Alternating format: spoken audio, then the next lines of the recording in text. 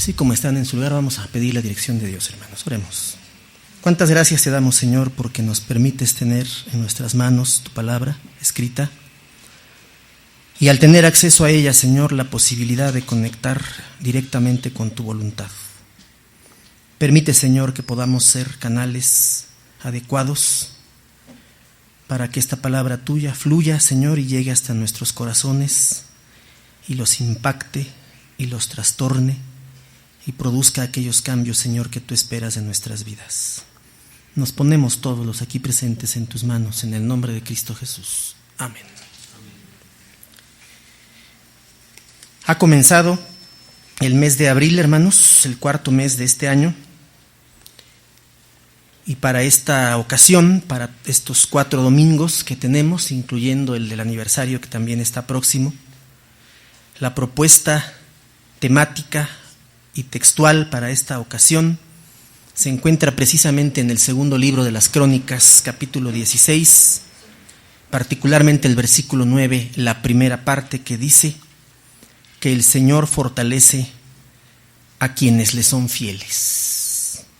Esa es la idea dominante que vamos a manejar durante este mes, particularmente en este día, y yo les voy a pedir que si tienen ahí a la mano algún bolígrafo o algún lugar donde escribir, anoten por favor las siguientes 2 preguntas que vamos a hacer, porque estas 2 preguntas nos van a servir para este día, especialmente ante este pasaje que hemos leído, los versículos 1 al 10 de segundo de Crónicas, y particularmente para el próximo domingo 24, Dios mediante, por la tarde, en el cual tendremos un taller bíblico precisamente basado en los libros de las Crónicas, en los 2, con las siguientes preguntas.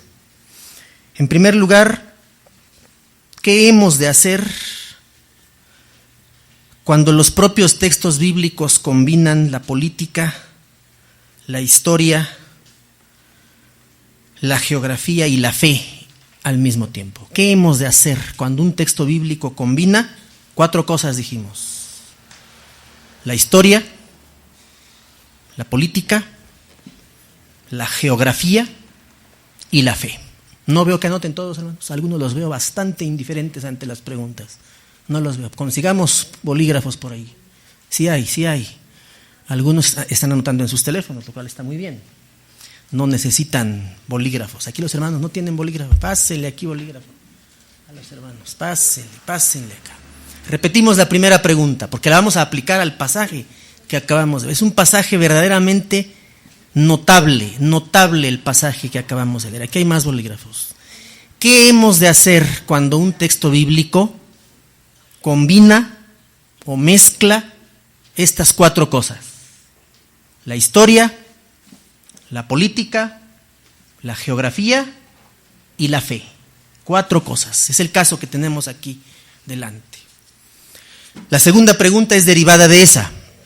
Otra vez, historia, política, geografía y la fe. 4 cosas. Cuando el texto bíblico mezcla y combina esas 4 cosas, las mete a la licuadora las 4, ¿qué es lo que sale? Vamos a hacer la segunda pregunta. ¿Está clara la primera? ¿Qué hemos de hacer cuando un texto hace eso? Segunda pregunta. ¿Cómo extraemos lecciones espirituales para el presente de textos que hacen eso? ¿Cómo extraemos las lecciones espirituales para el presente, para hoy, para nuestro día, cuando los textos hacen ese tipo de combinaciones? ¿Sí? Esas son las 2 preguntas. ¿Está clara la segunda? ¿Qué hemos de hacer para extraer? ¿Cómo le hacemos? Si el texto mezcla, el texto no tiene ningún problema, el texto está ahí y mezcla esas 4 cosas y hasta más. Aquí solamente mencionamos 4. Historia, política, geografía y la fe, la experiencia religiosa del pueblo. Mezcla esas 4 cosas.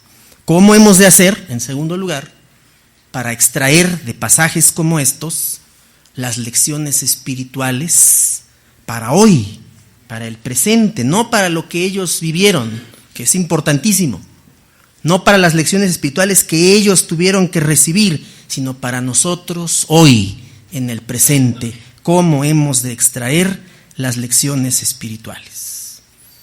Porque la tendencia generalizada que hay es precisamente, si el texto hace esas combinaciones, como lo vamos a ver aquí en el pasaje, si el texto hace las combinaciones y nos obliga, y nos empuja, y nos llama a tratar de comprender esos otros aspectos, normalmente de esos 4, casi siempre se dice, no, eliminemos la historia, la política y la geografía y vámonos directamente al mensaje. Eso no se puede hacer. El texto, construido como está, y la palabra texto viene de tejido. El texto es un tejido que combina todo eso como un tejido, como una tela donde están los hilos y todas las fracciones incorporadas, y eso está bien tejido y no se puede separar. Nuestra tendencia, insisto, es a destejer y sacar solamente los hilos de un color o de un material y decimos, estos son los más importantes, los otros los mandamos a la basura y los hacemos a un lado. El texto no hace eso. Y vámonos al pasaje. Lo primero que tenemos delante de nosotros es una guerra civil. ¿Qué es una guerra civil, hermanos? ¿Cómo se define una guerra civil? ¿Cómo? No. ¿Qué es una guerra civil? Civil. ¿Qué es una guerra civil? Una guerra adentro de una nación entre ciudadanos de un mismo país. ¿Una qué? De una misma nación. Eso es una guerra, ¿qué? Civil. Estamos delante de un pueblo dividido por una guerra civil. Lo primero que salta a la vista en el pasaje es que debido a la división del reino de Israel en norte y sur, reino de Israel al norte, 10 tribus, y reino de Judá al sur, 2 tribus, aconteció una guerra fratricida, una guerra entre hermanos de la misma nación, narrada de manera indiferente por el libro de las Crónicas, ¿verdad? Es una guerra civil, es una guerra entre hermanos de la misma nación. Bueno, se cuenta eso como cualquier cosa, ¿verdad? Eso hacen las Crónicas. No. Los libros de las Crónicas cuentan eso con dolor. A los cronistas, a los autores de los textos, les duele que la nación estuviera dividida, que ya era un escándalo para los demás pueblos. Ya estaban separados y encima se viene una guerra civil. Y eso no se puede esconder, y tampoco se podía esconder que los libros de las Crónicas tienen predilección por el reino del sur. Cuentan con dolor lo que pasaba, pero al mismo tiempo tienen un predilecto de los 2 reinos, que es el reino del sur, el reino de Judá, debido a la venerada figura del rey David. La perspectiva de los libros de las Crónicas es una reflexión espiritual dolorosa sobre la historia de Israel desde lo más antiguo, a diferencia de los libros de Samuel y Crónicas, de Samuel y Reyes, desde lo más antiguo y hasta la vuelta del destierro con el edicto del rey medo-persa Ciro. La historia se convierte entonces en un pretexto para reflexionar en torno a las figuras modelos, a los reyes, a los hombres que dirigieron a los 2 reinos, y los dividen los libros de las Crónicas en 2 tipos: modelos, buenos, favorables, ejemplos, y contraejemplos, ejemplos malos, lo que no se debía hacer. Nada más que tenemos delante de nosotros a un rey, así lo han representado como ustedes lo ven ahí en la portada, esa figura que aparece allí es el rey Asa, rey de Judá, rey del sur. Este señor tiene claroscuros en su vida y en el capítulo 15 aparece como la gran maravilla dirigiendo a su pueblo, y en el capítulo 16 se convierte en un villano. Ahorita vamos rapidísimo a revisar este tema. Entonces el libro de las Crónicas separa entre ejemplos a seguir y ejemplos o contraejemplos para no seguir. Divide a los personajes y a los reyes en 2 tipos de personas. En el centro de todo está el gran modelo que fueron David y Salomón, repetidos en el otro modelo que fue el de los reyes Ezequías y Josías. Y esa es la figura típica de un Israel fiel en torno a la institución del templo y de su culto. En contraste, aparecen las figuras de Saúl, de Roboam o de Ahaz, que son contramodelos. Son infieles tanto a las instituciones del culto como a su pueblo, lo cual se traduce por la muerte o el cisma, la división, la oposición, y en el colmo de la historia del antiguo Israel, en el colmo, lo que no debía de haber sucedido, en una guerra civil desembocó todo esto. Esta visión histórica, decimos, la primera cosa que mezcla el pasaje, la historia, pero también la parte religiosa, orientó decididamente la comprensión de la voluntad de Dios para el pueblo hacia un rumbo muy distinto al del libro de los Salmos y a los reyes. Pues cuando desaparecieron las dos monarquías, la del norte y la del sur, los elementos del análisis del pasado cambiaron y todo se concentró en la gran experiencia litúrgica a la que se dedican los libros de las crónicas, especialmente el segundo, al destacar la construcción del templo por parte de Salomón y disminuir la importancia de la historia del Éxodo. Por eso los libros de las crónicas nos dan, en cuanto a la música, ¿se acuerdan? Listas de músicos, listas de cantores, de cantantes, los instrumentos que tocaban, cómo se ubicaban incluso en la orquesta, cómo se repartían en el templo. Toda la labor litúrgica en Israel, para las crónicas, queda en el centro de todo, porque ya no había monarquía y porque ya tampoco había templo cuando las crónicas se escribieron. Lo que produce el culto, lo que produce la liturgia en el antiguo Israel es una gran nostalgia, y ahora todo es música, todo es celebración, todo es la parte cultural de la celebración, y se oscurecen otras partes que en otro momento tuvieron mayor relevancia. Es un proceso ideológico, es un proceso religioso profundo, donde el criterio de juicio es ante todo la relación con el Dios de Israel vivida en el culto. Y aquí hay que hacer una anotación sumamente importante sobre el foco, sobre el punto en donde el pueblo de Dios, problema que tenemos todavía hoy y fuerte problema. Aquí es para que incluso se anote ahí como tercer aspecto muy relevante. ¿En dónde es llamado el pueblo de Dios a encontrarse con su Señor con mayor intensidad? ¿En el culto o en la historia? Depende. En la actualidad tenemos un gran problema en las iglesias contemporáneas, porque las iglesias nos negamos a encontrarnos con Dios en la historia. Solamente nos queremos encontrar con Dios en el culto. Y el encuentro genuino no se descarta, ni mucho menos el lugar del culto. La liturgia tiene un lugar fundamental para la vida del pueblo de Dios. Pero el lugar por excelencia, donde Dios llama a su pueblo para encontrarse con Él, es en los avatares, es en los conflictos, es en los dilemas de la historia, cualquiera que ésta sea. Y así lo muestra el pasaje. Leemos el versículo 1. Al año siguiente, las cosas vienen muy bien en el capítulo 15, y ahorita nos vamos a regresar al ratito, en 2 minutos. Al año siguiente, Baasá, el rey de Israel, vean que hasta los nombres son parecidos. Baasá es el de Israel, del norte, y el del sur es Asá. Baasá el de arriba y Asá el de abajo. No es ni así ni Asá, es Asá. El rey del norte viene a atacar al rey de Judá y tiene éxito, dice el versículo. Y lo primero que hizo fue conquistar la ciudad de Ramá.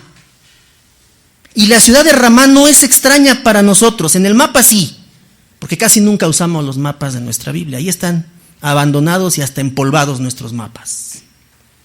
Ahí están, olvidadísimos nuestros mapas. Ramá. En el Nuevo Testamento se menciona ese lugar, ¿se acuerdan?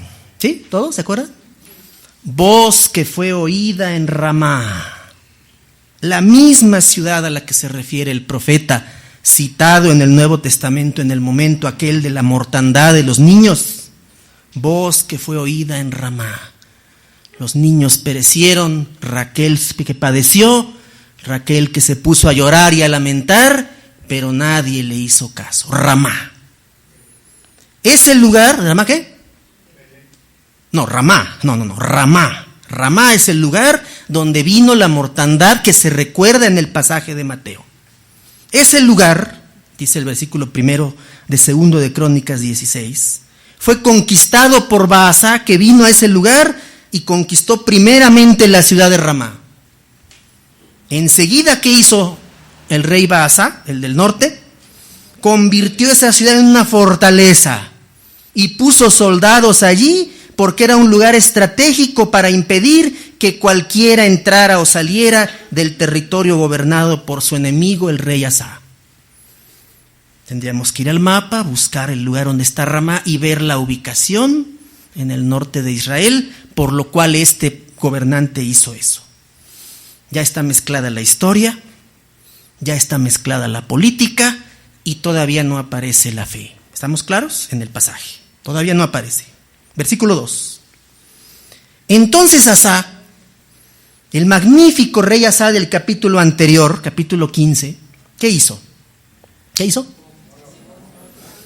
Tomó la plata y el oro, los tesoros que había en el templo y en su propio palacio, y no los llevó a guardar a una caja fuerte. No los escondió. ¿Qué hizo con esos tesoros? ¿Qué hizo? Se los entregó al rey de Siria, que vivía ¿en dónde? Por supuesto, en la capital de Damasco hasta nuestros días. La misma Siria que vive tantos problemas hoy es de la que se habla aquí. Y le mandó un mensaje, versículo 3. Vamos a hacer un pacto tú y yo, como lo hicieron tu padre, rey de Siria, y el mío, rey de Judá. Yo te envío todos estos dineros, todo este recurso, toda esta riqueza, te la envío a cambio de que rompas el pacto que hiciste con Baasá, tu vecino, porque Baasá era el vecino en el reino del norte, para que deje de atacarme. Esa es la propuesta que hizo el rey Baasá. Estamos con la historia, estamos con la política, y lo que aparece delante de nosotros es una conspiración.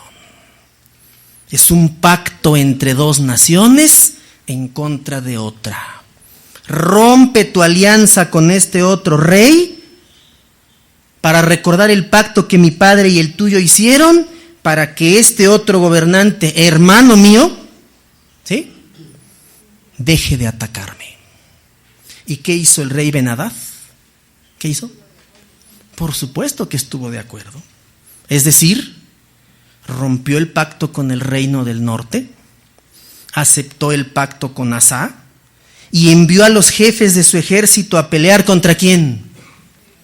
Contra las ciudades de Israel del norte, y conquistó, y esas ciudades también están en el mapa de nuestras Biblias. Muy al norte de Israel están las ciudades de Hijón, así sin H, Hijón, Dan, el nombre del patriarca, Abel Maín y todas las ciudades de Neftalí, que servían ¿para qué?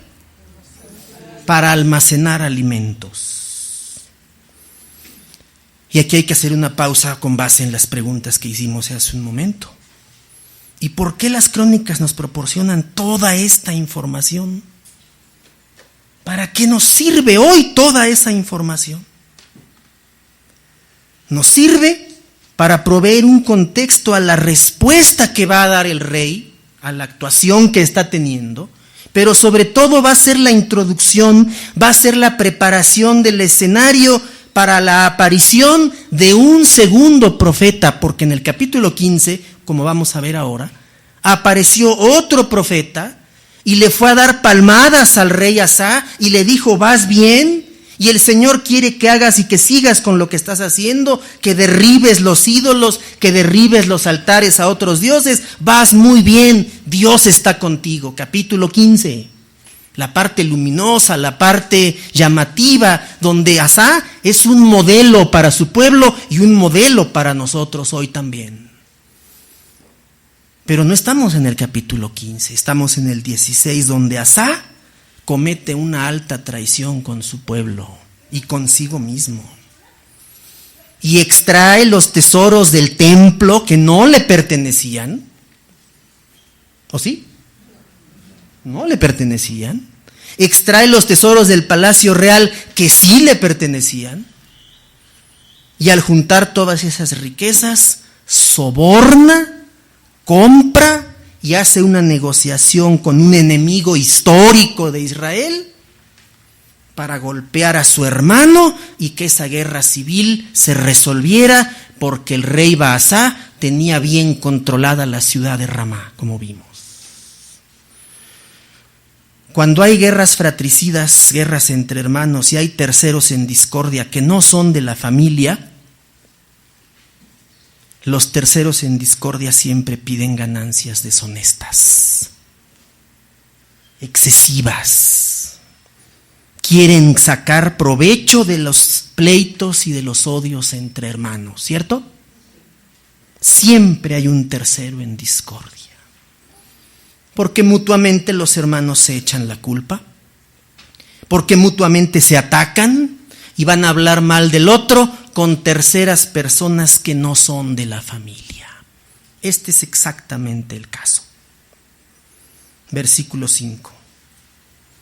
Cuando el rey Baasá, el rey del norte de Israel, se enteró de esto, dejó de fortificar Ramá, claro.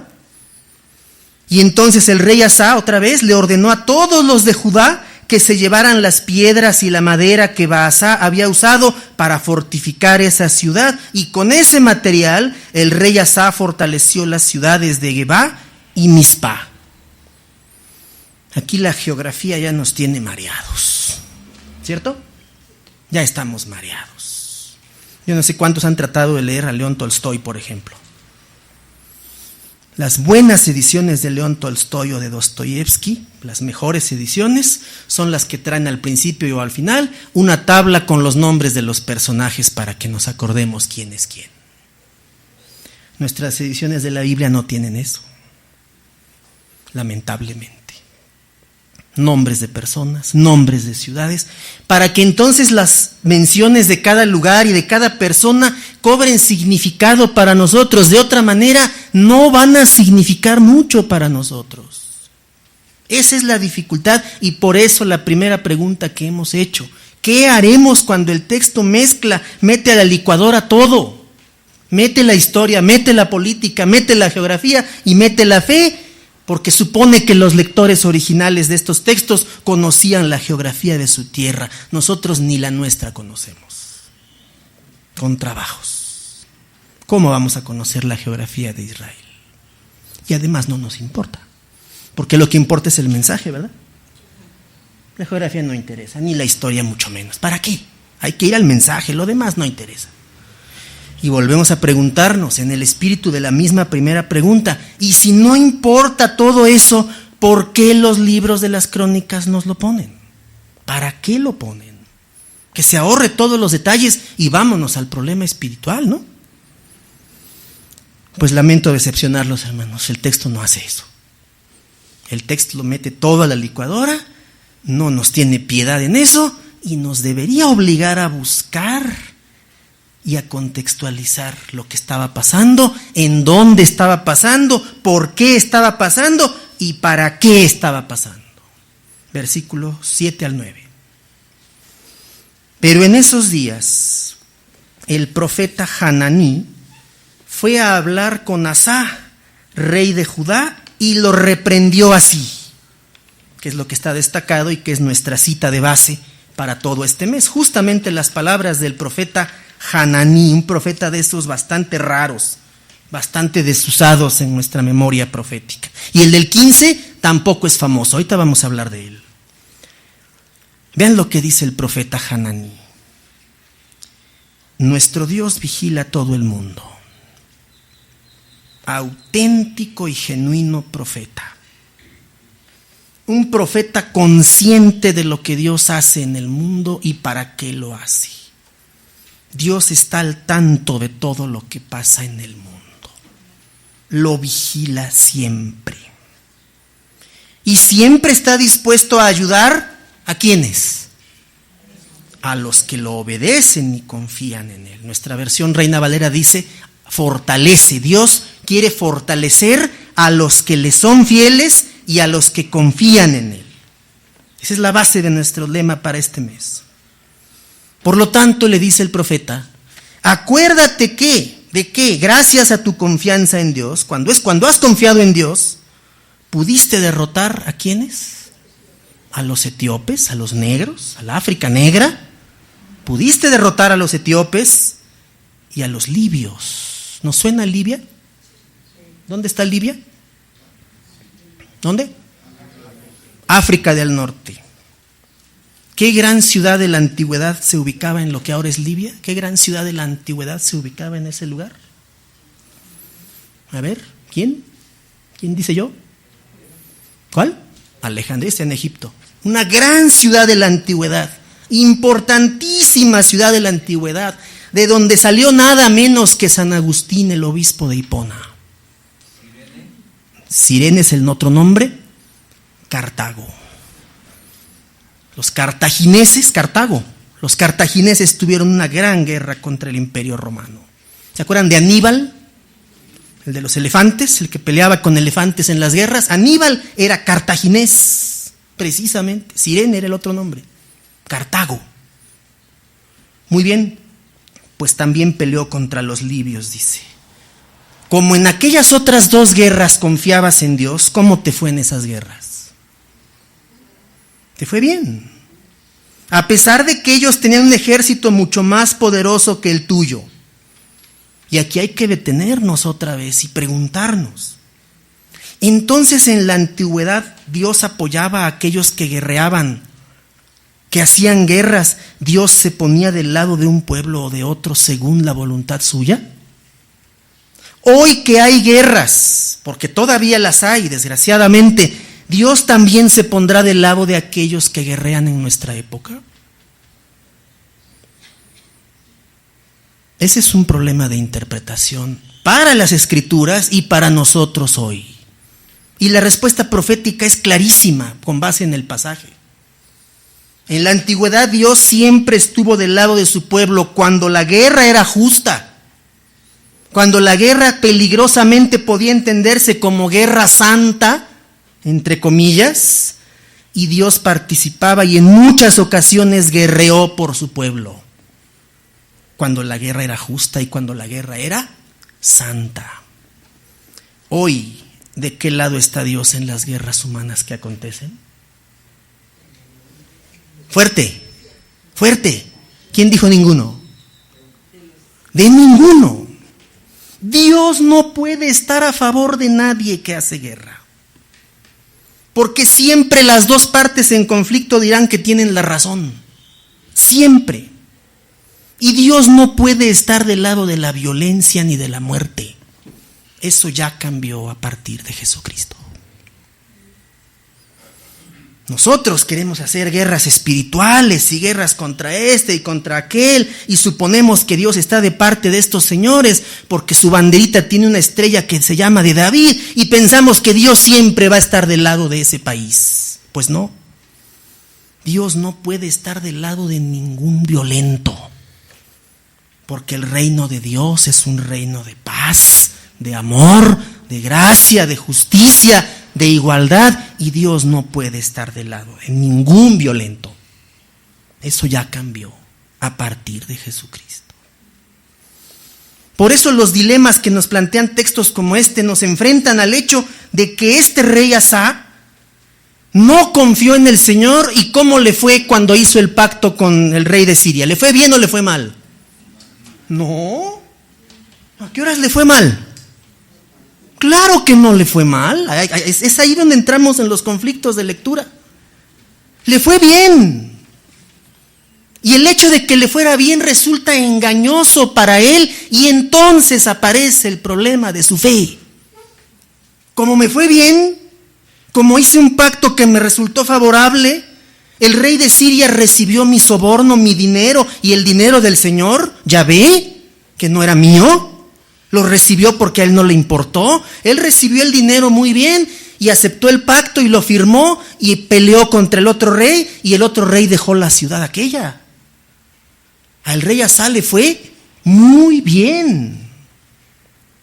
Pero el profeta dice, sin embargo, ¿qué es lo que acabas de hacer, Asa? Todo te salió bien. La alianza política, el pacto militar, todo perfecto, y ya recuperaste esas ciudades y expulsaste a los de Judá, a los de Israel, en la región de Judá. Te fue muy bien, pero tú lo que hiciste ahora fue poner tu confianza, tu fe, tu corazón, tu experiencia religiosa y espiritual. Aquí por fin aparece la fe, casi al final del relato. Tarda, pero aparece. Y entonces ya están en juego todas las cosas en la licuadora. Historia, política, geografía y la experiencia espiritual. Y entonces el relato da un giro impresionante. A partir de ese momento a Asa le va a ir pésimo. Porque entonces entra en juego, aparece en la historia el elemento teológico, la doctrina de la retribución. ¿Nosotros creemos en la doctrina de la retribución todavía? ¿Por qué no?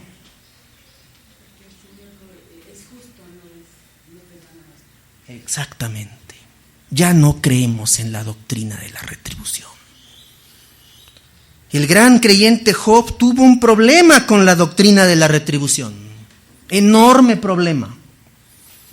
Yo soy justo, yo doy mi ofrenda, yo levanto mi altar para mis hijos, yo no cometo pecado, trato de hacer lo más posible la voluntad de Dios. Por lo tanto, el Señor tiene que darme todas las cosas buenas. Y cuando vienen las cosas malas sobre su vida, Job dice, ¿por qué me pasa todo esto? Si yo soy un buen creyente, si yo soy fiel al Señor, si yo cumplo los mandamientos, que todavía ni se escribían, si yo soy totalmente fiel al Dios de Abraham, de Isaac y de Jacob, ¿por qué me pasa todo esto? Job creía en la doctrina de la retribución. Y cuando le vienen las cosas malas en su vida, no entiende por qué. Salmo 37, Salmo 73 sobre todo. Si tú observas el éxito de los malvados y no sabes cómo interpretar y le reclamas a Dios por qué al malo le va bien y al justo le va pésimo, es que no entiendes la voluntad de Dios. Y el propio libro de los Salmos le enseña al pueblo con manzanas, con palitos, con varitas, le enseña al pueblo de Dios. La doctrina de la retribución tiene que ser superada. Porque Dios no puede darle a aquel que solamente hace cosas buenas. Las circunstancias no pueden obligar que todo el tiempo las personas que son piadosas y justas, el 100% de las veces les vaya bien. Porque la vida no es así. Y cuando al bueno le va mal y al malo aparentemente le va bien, los salmos dicen, espérate. Espérate al final de la película, no te adelantes. La película no ha terminado. Cuando termine la película, cuando venga el juicio de Dios y a los justos los ponga acá y a los injustos y malvados los ponga acá, entonces hablamos. La doctrina de la retribución ya no está vigente para nosotros. Dios hace salir su sol, ¿dónde? Para justos y para injustos. Y el comportamiento y la conducta de cada persona pasa por el filtro, pasa por la tabla rasa de la moral y de la voluntad de Dios, y Dios sabrá cómo actúa con cada persona. Pero Asa vivía en el Antiguo Testamento, aunque no estaba enterado. Asa no decía, yo estoy en el Antiguo Testamento. No, Asa vivía y estaba enfrentando un serio problema. Asa estaba en un grave problema. Versículos 8 y 9. Sin embargo, le dice el profeta, cometiste un pequeño error. Pusiste tu confianza en el rey de Siria y no en tu Dios. Pequeño, terrible error. Por eso, ¿qué? Nunca podrás vencer al ejército sirio. Y Asa podía haber respondido, pero no puede ser porque es mi aliado. Le mandé todo ese dinero, que no era mío, una parte sí, y tiene que cumplir su pacto, y tiene que ser fiel a ese pacto. Yo sé que todos aquí no habíamos nacido en el año 1939. 1 de septiembre de 1939. El inicio de la Segunda Guerra Mundial. Hermanos, sí, perdón. El inicio de la Segunda Guerra Mundial. Muchos no se han de acordar, y para eso estamos aquí.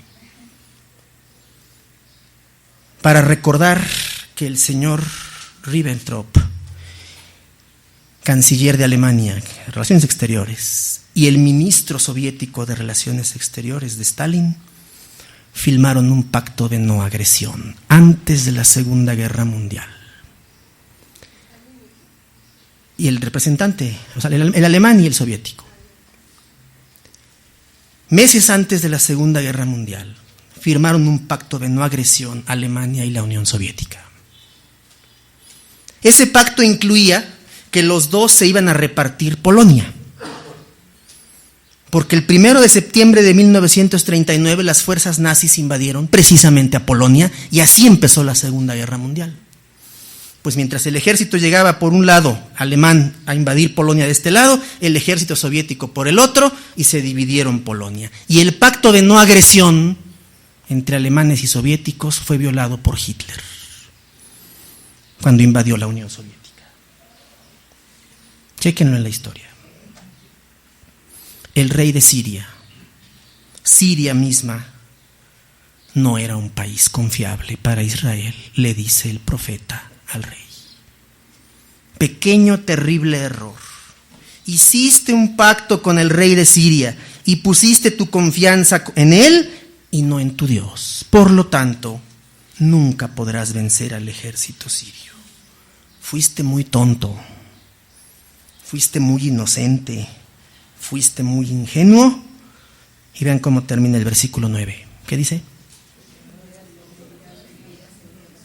Vámonos al capítulo 15, rapidísimo, hermanos. 15:1. Vino el Espíritu de Dios sobre ¿quién? Azarías. Este es el otro profeta. Azarías, hijo de Obed. Y salió al encuentro de Asa, el mismo rey, y le dice: óyeme, Asa y todo Judá y Benjamín, Jehová estará con vosotros si ustedes están con él, y si le buscan será hallado de vosotros, pero si lo dejan, él también los dejará. Muchos días ha estado Israel sin verdadero Dios. Aquí Israel puede ser el norte o puede ser toda la tierra. Ha estado sin verdadero Dios y sin sacerdote que enseñara y sin ley. Pero el pueblo hizo algo en su tribulación, se convirtieron a Jehová Dios de Israel y lo buscaron y él fue hallado de ellos.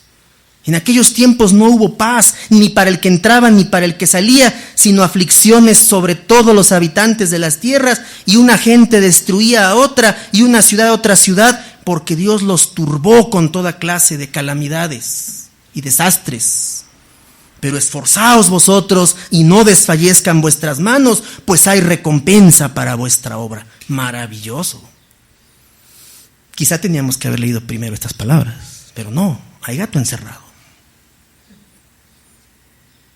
Estos dos discursos proféticos, el que escucha al principio y el que escucha después, son discursos paralelos. Son sermones levíticos, así se llaman. El versículo 8 del capítulo 15 dice que oyó Asa esas palabras y la profecía del profeta Azarías, y cobró ánimo y quitó los ídolos abominables de toda la tierra. ¿De dónde? De Judá y Benjamín, porque era el reino del sur nada más, y de las ciudades que él había tomado en la parte montañosa de Efraín, y reparó el altar de Jehová que estaba delante del pórtico de Jehová. Hizo cosas extraordinarias Asa. Está en las alturas, está reconocido, está siendo amado por el profeta y por el pueblo. Pero a la vuelta del capítulo 16, cuando lleva 36 años en el trono, comete un pequeño gran error. Y va y hace el pacto con Siria, seguramente aconsejado por sus asesores, seguramente estimulado por la gente cercana. No, esto nos conviene. esto es lo mejor, pero ¿y la fe? No, hagámosla a un lado, lo que importa es la estrategia política y militar. Fuiste muy tonto y ahora vivirás en guerra toda tu vida. Y aquí terminamos, hermanos. Las lecciones espirituales del pasaje.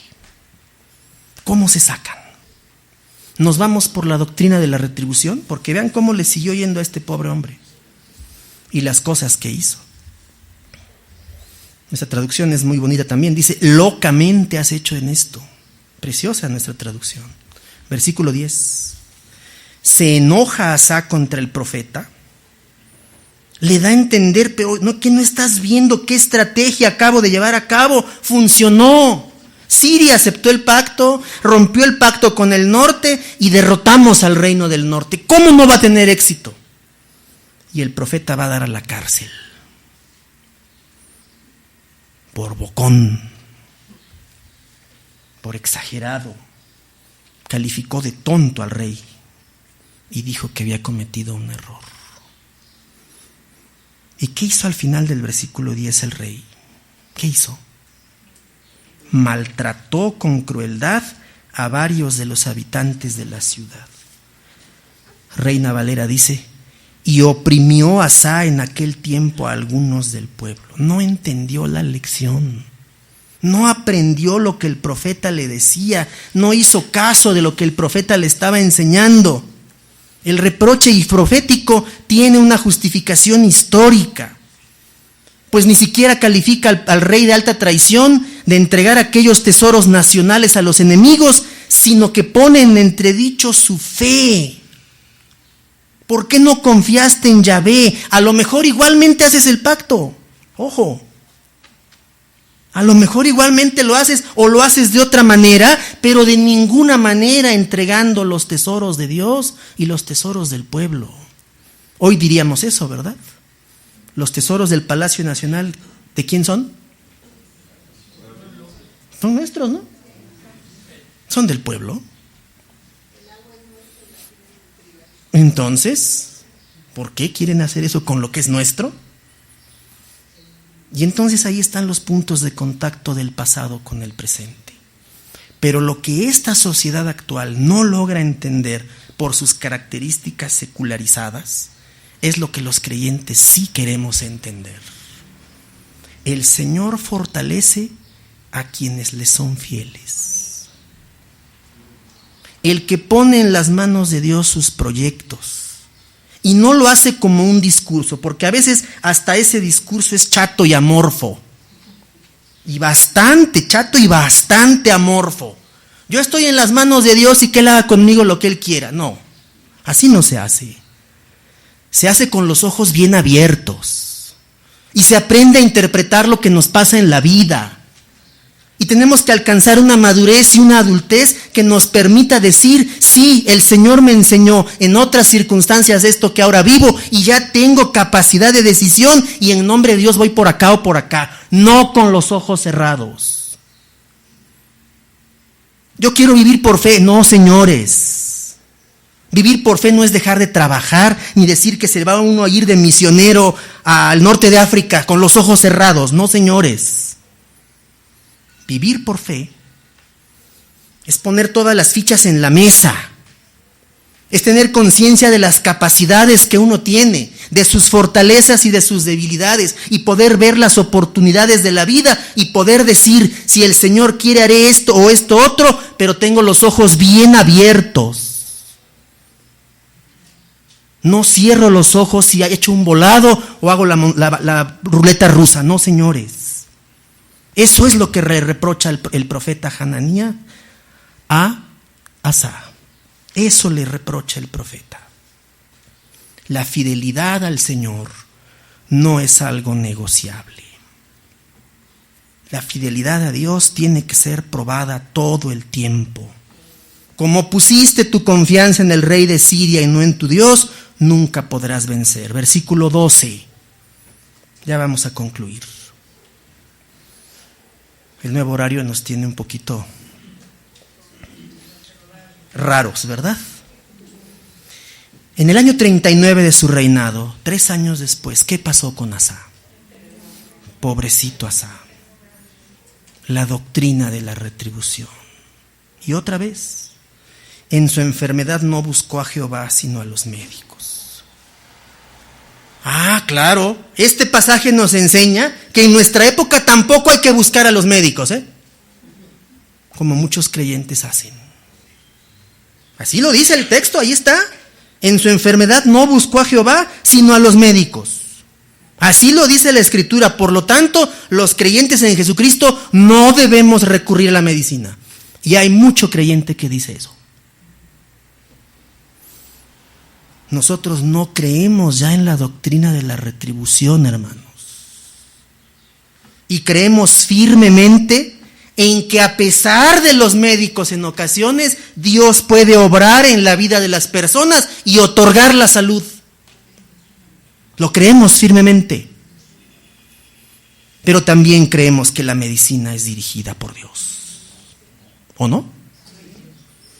No todos están convencidos. Es normal. Es normal. Versículo 13. Y durmió Asa con sus padres y murió en el año 41 de su reinado. Allí terminó la historia de Asa. Cada episodio de cada rey de Israel o de Judá contado por las crónicas es un caso completo. Es una película completa. No son iguales. Cada episodio, cada periodo de estos reyes que aparecen en crónicas tiene que ser estudiado por separado, para no suponer que podemos encontrar lecciones espirituales a la ligera, rápido. Así que contemos de cuántos reyes se habla en las crónicas, y de ese mismo número es la cantidad de lecciones espirituales que podemos sacar de la lectura. Cada caso es diferente, igual que ahora cada una de nuestras vidas es distinta. Y si cada uno de nosotros escribiera su autobiografía espiritual,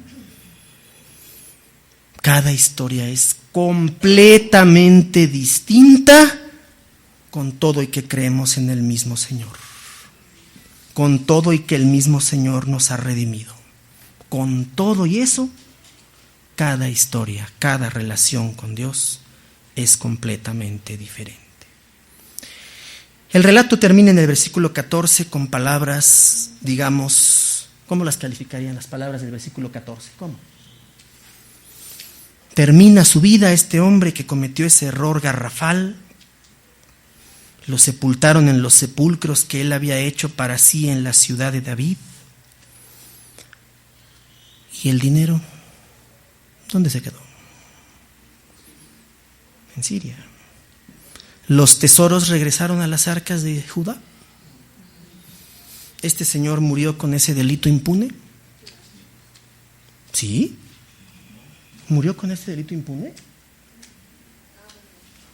Históricamente sí. Claro, porque en ese tiempo ningún rey le rendía cuentas a nadie, ni siquiera a su pueblo. Pero ante Dios, eso no podía quedar impune. Y lo pusieron en un ataúd, el cual llenaron de perfumes y diversas especias aromáticas, preparadas por expertos perfumistas. Por perfume no pararon, carísimo, claro. E hicieron un gran fuego en su honor, y colorín colorado. La historia se cierra, pero no se cierra nunca. Y no se cierra nunca porque aquí estamos otra vez, jalados por maneras extrañas por el Espíritu, para enfrentarnos a una etapa de la historia de Israel, con la obligación de sacar lecciones espirituales. Y si no las sacamos, es porque no hemos leído bien las Escrituras. Siempre que se lean respetuosamente, contextualmente, adecuadamente las Escrituras, tenemos que sacar lecciones espirituales siempre. Esa es nuestra obligación como lectores de la palabra de Dios. Y la lección es clarísima. El Señor fortalece a aquellos y aquellas que le son fieles. Un episodio de debilidad y de infidelidad tuvo Asa, y le costó vivir siempre en guerra. Y en el texto que todavía cree en la doctrina de la retribución, ¿Qué dice el texto? ¿Que por eso le vino la enfermedad? ¿Qué dice el texto? ¿Por eso le vino la enfermedad? Sí, sí. El texto creía que por eso le vino la enfermedad. Nosotros ya no creemos en eso. Porque todavía hoy hay creyentes que piensan que la enfermedad es un castigo divino. Y ninguna enfermedad lo es, con algunas excepciones. Siempre aplican restricciones. Siempre. Pero ninguna enfermedad, ninguna, es enviada por Dios como castigo, porque ya no creemos en la doctrina de la retribución. ¿A partir de quién? De Jesucristo. Ya no creemos en eso. Eso es una doctrina superada, desfasada, inferior a la fe cristiana, porque está en el Antiguo Testamento. Y no estamos devalorando o devaluando la enseñanza divina, no. Al contrario, a partir de Jesucristo, toda forma de retribución está superada. Porque la primacía del amor de Dios en Jesucristo es absoluta. Si Dios amara como amamos nosotros, tendríamos que cambiarnos de planeta urgentemente. Urgentemente. Pero al revés, como Dios ama, como nosotros no entendemos, es posible salir adelante de esto y de cosas peores. Que el Señor nos bendiga.